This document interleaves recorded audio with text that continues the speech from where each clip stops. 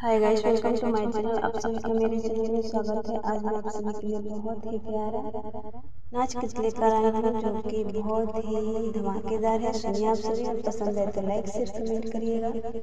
चलिए सुनाती हूँ, एंजॉय करिए।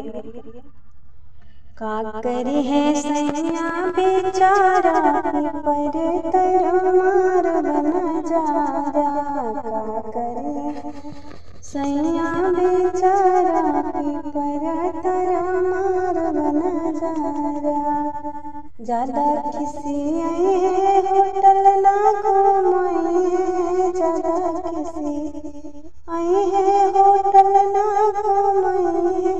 घर ही में कारब गुजारा, देवर संग मार बना जा रहा। घर ही में कारब गुजारा, देवर संग मार बना जा रहा। का करी है सैया बेचारा, पिपर तर मार बना जा रहा। का करी है सैया बेचारा, देवर संग मार बना जा रहा।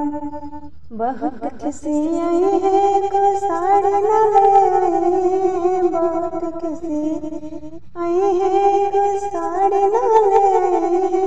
लुगरी पे कारब गुजारा, देवर संग मार बना जा रहा। लुगरी पे कारब गुजारा, देवर संग मार बना जा रहा।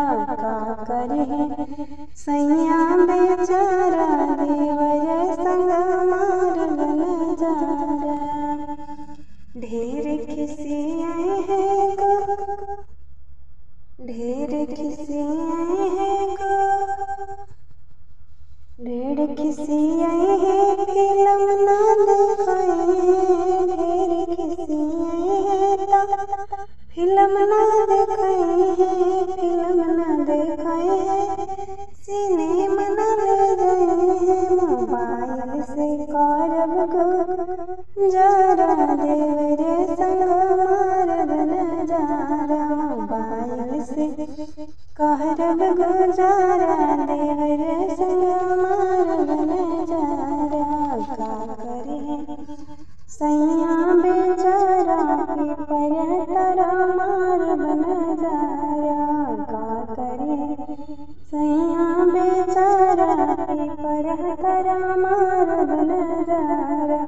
ज्यादा किसी आए हैं तो जवना ना जाए हैं, ज्यादा किसी आए हैं तो जवना ना जाए।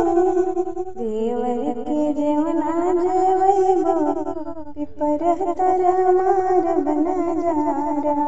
देवर संग कारब गुजारा, पिपर तर मार बना जा रहा। का करे सैया बेचारा, देवर